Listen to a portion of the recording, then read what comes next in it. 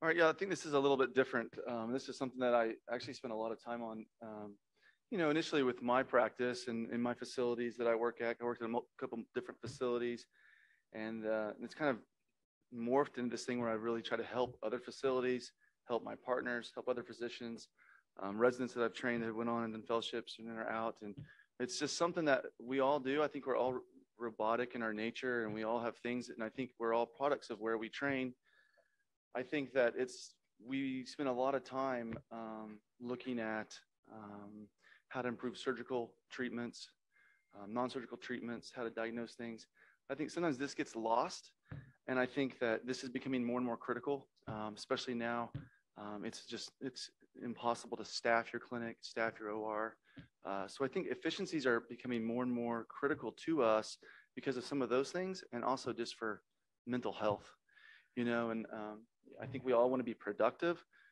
These efficiencies are not designed just so that we can be more productive financially. I think it's so that we can be more productive with our lives and with our families, and also for our staff. I think that we sometimes forget that all of them have families, be it the housekeeper, anesthesia, script tech, the nurses. So some of this stuff is kind of silly, but again, I think we forget to stop and think about it. I think some of the things that allowed me, I spent a little bit of time going and seeing different clinics, and I would do that very intentionally. I still try to do that every once in a while. What does this person do that maybe some little thing or pearl that I can take that allow me to be more efficient, either in the clinic or the OR? So all of this stuff is plagiarized things that I was able to pick and choose from different places. Let's see if I can.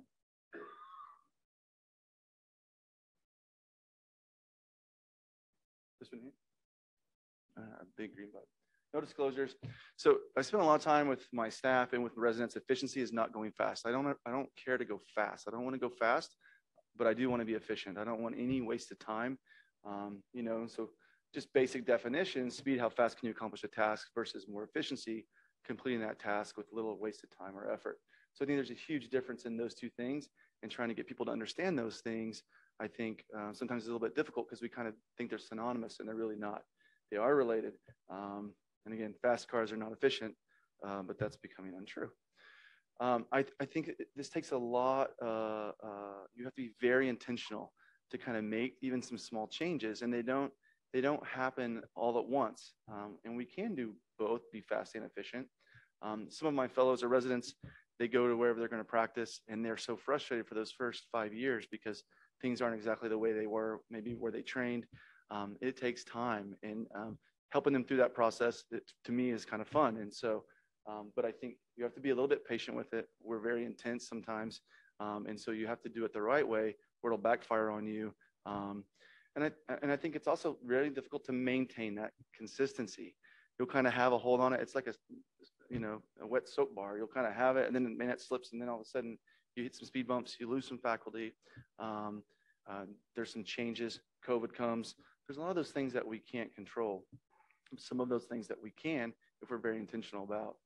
And why does it matter? I think it's becoming more and more critical because of we're having less and less resources available to us. And that comes from all types of things. It may be from PPE. It may be from staffing. It may be from even small things like local anesthesia. It's so difficult to get product back in the door. And so what types of things can we do to offset some of that burden on whatever institution or facility or clinic that we're in? I also think it's the most important thing, and it's more critical to the long-term health of the facility, of the surgeons, of the support staff, all of those things, so that you can continue to be productive and continue to ultimately provide the best patient care and best experience. I think it's difficult to have these discussions with administration sometimes because I think the importance of efficiency has lost value. And I think that getting them to understand that and see that sometimes can be difficult. Although once you're able to do that and they see that, I think that then all of a sudden now you have their ear and they will listen to you, and it's your approach. But again, I think that that can be difficult at times. Showing direct versus indirect value can be a little bit difficult. Sometimes when you have a new product, you say, yeah, but if I use this product, I can decrease our OR time. Well, sometimes they don't see the value of those dollars. for each 15-minute block that I'm utilizing in an OR. Again, this is just a little thing that kind of helps talk about quantity, productivity, efficiency, and quality. I kind of just talk about some of those things. Again, this is all process stuff. We'll kind of blow through some of this stuff. And again, this slide is just, there's a million other things that can go on this slide. But again, there's so many of these things that we can control or try to help improve. And there's some things that are out of our control. But again, I think some of those things are interesting. And then we have new things that hit this board, like COVID, that have really impacted our ability to control and to maintain some of the efficiencies that we've kind of developed. Clinic is a whole different ballgame, I think, than in the OR. And just some basic clinic efficiencies. Again, I think we just do the way we're trained, and we don't really, some of my older partners, when I sit down, we go through some of these things. He's like, I've never stopped and talked to my scheduler in 20 years in practice. I've never stopped and talked to the front desk or the call center. And some of those things I think is just slowing down and like being intentional to, once a quarter, once a year, every 2 years, whatever you want to do, to kind of look at your processes and see, hey, what things can you change, or learn something from somebody else or from one of your partners that helps you become more efficient. Again, scheduling, staff expectations, some cheat sheets that kind of help, EMR. I think this is one of the biggest things that goes underrated, is just our scheduling templates. And I don't understand scheduling templates, and I don't have all the answers. Luckily, my PA worked urgent care, and he's just a Nazi about the scheduling templates. But again, we need him to have some things there. I think that, again, more and more patients are trying to get fitted in. We're trying to see more. I kind of got to the point where I was getting so ramped up that I was like, I had to put some checks and balances in place so that I'm able to provide the type of care that I want to provide to those patients. So what's your total number of patients per day? How many are going to be established? How many are going to be new? Being very critical of these things. Can you handle add-on patients? Do you have online appointments? That's been one of the greatest things for me, is having online appointments. But when I first started, I didn't have that built into my scheduling template. But again, that has been one of the greatest things, because I was able to lose 2 FTEs in the call center just by going to online appointments. Again, so I'm able to do a little bit more with less. Not that I just want to have less employees, but it was hard for me to find those employees. Mid-level providers, again, how do you want to schedule with them? Are they on the hall with you, on a separate hall? How do the schedules look? That's different for all of us. And again, stopping and seeing, can you be doing something different or better? I think accessibility matters, especially as a hand surgeon. I think because a lot of the things that we do, we need to see them fairly acutely, and we need to get them to the OR fairly acutely. Flexor tendons, or I do a lot of pediatric patients. Those things are, very critical to me. So building that into your template so that you can tolerate those add-on patients that need to be seen acutely. And then wall lamp for me, so this has become a huge part of my practice, scheduling those wall lamp procedures either throughout the clinic day, before or after. Again, we're all different. It's going to work differently for all of us, but how do you integrate that into your schedule? And again, for me, this has been another great thing that's come into my practice that allows me to become even more efficient. And it took me a while to even figure out what types of things I was doing. I had to learn, there's speed bumps, but it's really, really changed a lot. Staff expectations, I think this is something that our managers take care of, and we don't do a good job of sometimes helping them know. Again, I have little bitty silly cheat sheets because we have some turnover, and it's so hard when you have turnover, be it your nurse, your scheduler, your front desk, any of your MAs, even your CAS techs. These things, I just have little basic cheat sheets. So then as they start, because they don't get the greatest training always at our clinics. I don't think we do as good a job as maybe the hospital systems. So they get thrown to the fire. We get frustrated because they don't know how I like it. Again, some of these little simple things is having a cheat sheet. Here's all the injections that I give, and here's what I use and how much of each. Those things, they don't have to come and ask me. Simple things like having dressings off before I go in there. If I see 60 or 70 patients, I take the dressing off on 20 or 30 of those, and it takes me 30 seconds. That's another 15 or 20 minutes, 30 minutes I'm going home later in the day. So I always want the dressings off when I go in to see the patient. Again, something so simple, and they want to do it. They want to help you. They want to be involved in the care, but sometimes we don't do a good job of kind of helping them understand the expectation. Again, injections, simple things. Some people will have a little caddy or a little tray that they'll pre-fill everything for the morning for the rest of the day. I'm not a big fan because I don't want to waste those medications. They're harder and harder to find. For me, as I'm talking to a patient, my assistant already has the injection drawn up, as we've already discussed that we're going to give injections. So I don't have to leave the room and come back. Again, it frees that room up. That little, one of those small little things makes a huge difference. Castec, DME, having a hand therapist, again, those things, my medical assistant, I have therapy right next door. She's not putting, or the Castec's not putting the cast on or FRC on. They go to the hand therapist. Again, now they're out of my clinic. I can continue to see patients in my exam rooms. I put pre-med and pre-PA student programs. So I developed a couple programs at our institution just to have all pre-med, pre-PA students that wanted to come work as an MA. Maybe they're off cycle. This has been one of the most valuable employees, and it's been rewarding because we've had probably, I don't know, 15 or 20 kids now that have gone through PA school, medical school. They're highly motivated. They learn the EMR in like 2 seconds, and then they get to take out stitches and staples and see stuff, and they work as a medical assistant sometimes. It's been a great, great program. They usually work part-time. I don't have to pay them benefits. So that, from a cost-effective standpoint, it's been amazing. And then it's fun having them, and it's kind of reinvigorates, reminds you when you were in that position. So these are the dressings and splints that I get every once in a while. And so this lady had bilateral disc fractures. This is one of my patients from here from Tampa. So I can take these off pretty quickly, but the more complex dressings. So again, cheat sheets, again, the EMR, I'm always trying to figure out what can I do to limit the amount of clicks I have. We all have different examples of this. And so for me, for this, I had some different, had a piece of paper. I'd write down some notes or things. I got tired of writing things. I want to be able to circle things. So I can circle everything on this sheet, and then I don't have to even speak to my medical assistant or my nurse. They know everything that happened in that room. Again, and we can all make these, tailor these to our specific needs. Again, I think it's, part of it's a control thing, but again, I don't want anything to be missed. And it's me. I'm responsible of what the E&M charge should be. I am responsible for what the modifier should be. But again, if I put all of that down there and then use it like a scribe, then I can be a little bit more efficient. Maybe I don't want the cast or the splint off the next visit. And again, we all do those things, but sometimes we forget how intentional we need to be to put that process into place to help us become more efficient. Same thing, surgery orders. I don't want to ever show up to surgery and not have everything I need.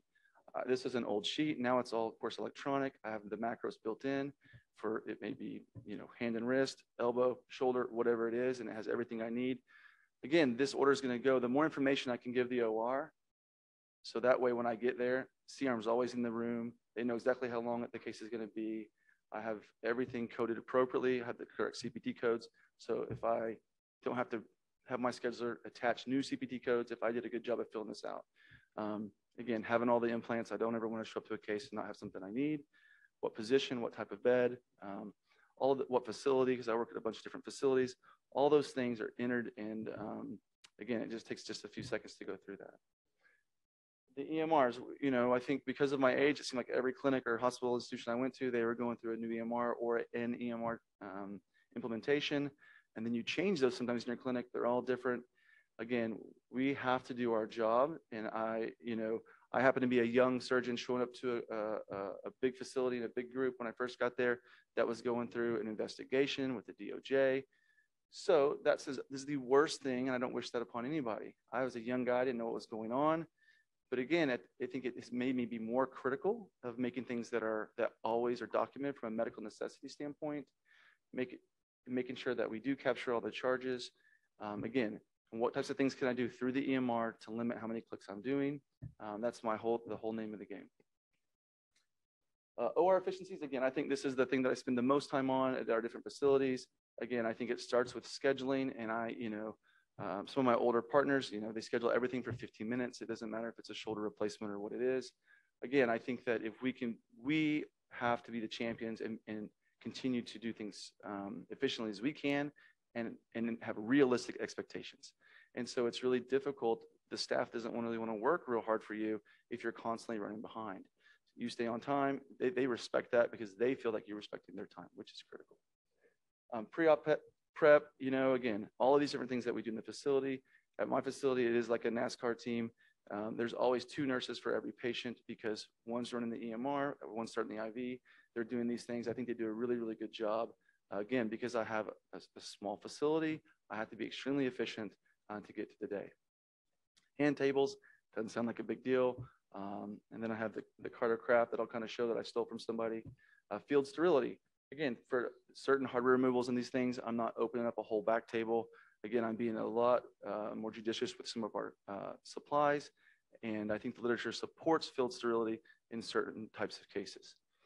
And then having different things, post-op notes, orders, dictations, those things. I'm not a big fan of macros on my dictation because I think every patient's different. But there are those certain cases that we do that are very routine that we can be more efficient if we put some of those processes into place.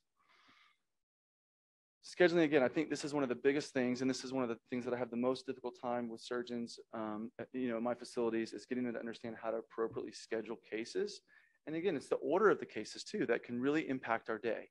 One of my partners last week, he put a periprosthetic femur fracture on. That's his first case, and then his next 3 to 4 cases are a pan of finger, olecranon bursectomy, and then a total shoulder. Just the way that he staggered those, he had 2 rooms. So he goes into the periprosthetic femur first. He's paralyzed his other room. He can't go back until he's done with that case. So some of those things, or if it's an arthroscopy procedure, they got to mop the floor forever. So again, just the order and the appropriate timing of the cases can make a huge impact on how your day goes.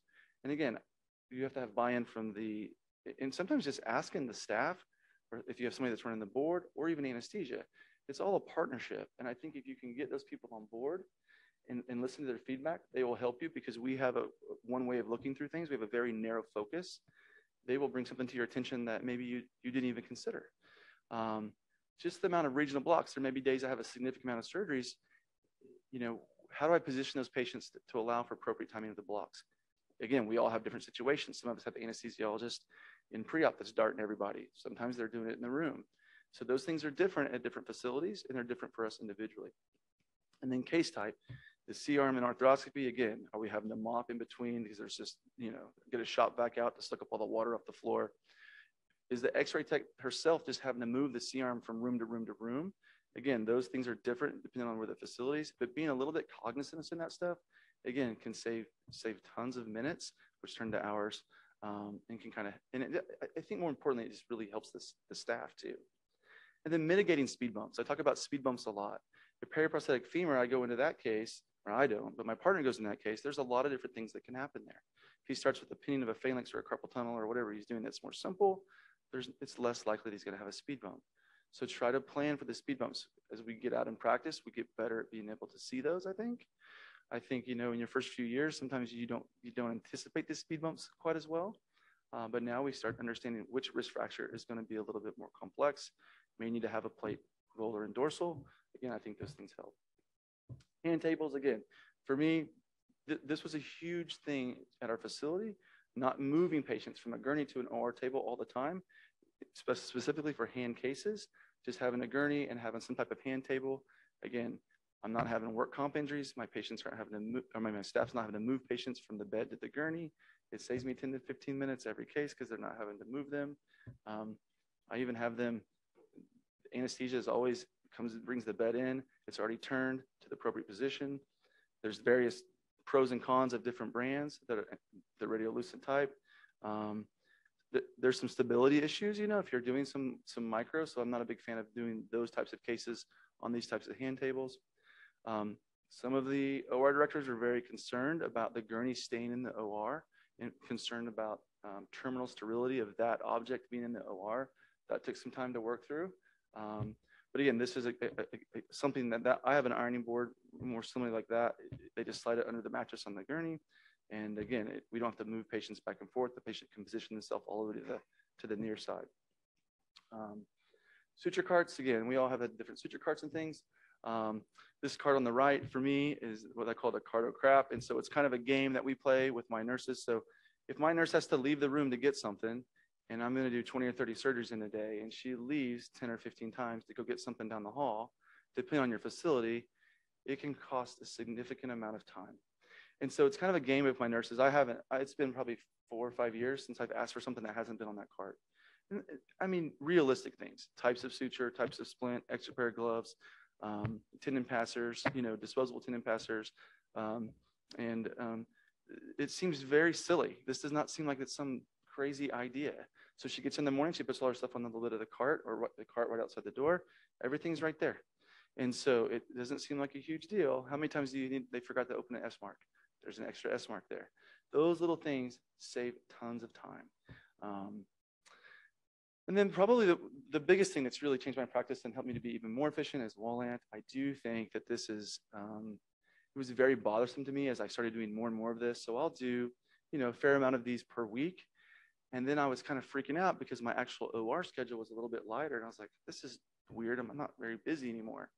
But actually my total volume was actually up surgically, but it was just that I wasn't feeling it because there was no get the pre-op H&Ps ready, go see the patient in pre-op, mark the patient in pre-op, and then do the surgery, and then go to do the orders, do the post-op note, and then go see the patient and pack you. I just have that little bit of finite time with the patient now, which they're actually getting more of my time. They're awake the whole time talking to me. And then, the op note is very simple because of the procedures that we're doing in the clinic. So this has really changed. Like my surgical volume has continued to go up, but the actual hours and time I spend doing it or spending the documentation after is just, it's been game changing.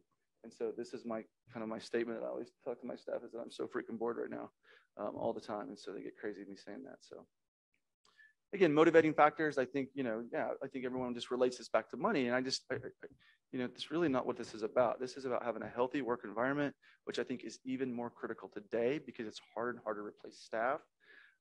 They want to know what time they're going to go home and be able to pick their kids up, get to the parent-teacher conferences, those types of things, little bitty things.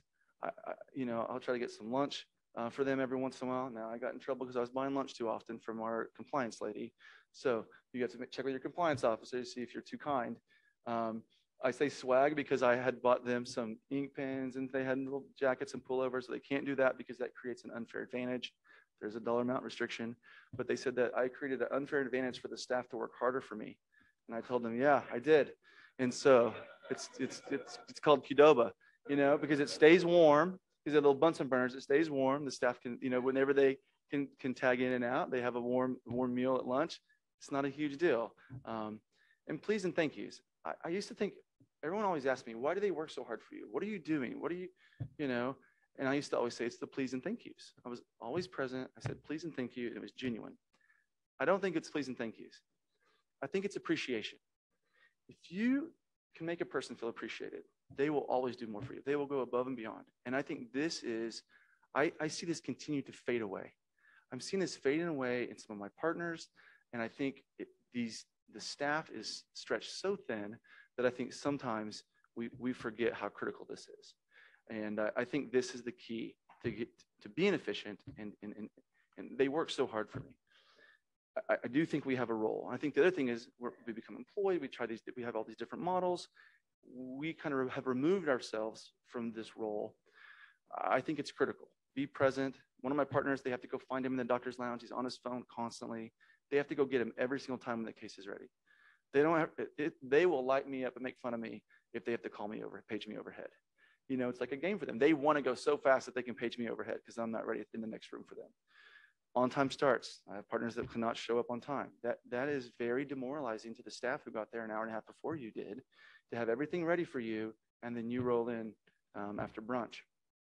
And I think continuously engaging them and challenging them, take time to say thank you. It costs us nothing. Again, I think we just don't do a good enough job of those things. And I think you do also have to brag on your staff and your employees in the facility. I am very intentional about taking the time. And the administrators don't understand fully. Oh, no, yeah, I know they're doing a good job. Like, no, you don't realize they're doing a really, really good job. You should be very proud of them. And sometimes that feedback gets back to those employees. That's not why I'm doing it. They need that, though, because they're getting beat down. It is a grind. The payout, this is, they bought me some yoga pants for Christmas because they say I get done so early now that I'm just going to hot yoga all the time. Again, the payout is improved productivity, right? And maximize our output, but minimize our expense or our costs, which is becoming more and more critical. Eliminate our waste, which supplies are just, improve our competitiveness in our market, improve our individual skills, and it's just overall fulfillment of all parties. So, thank you very much.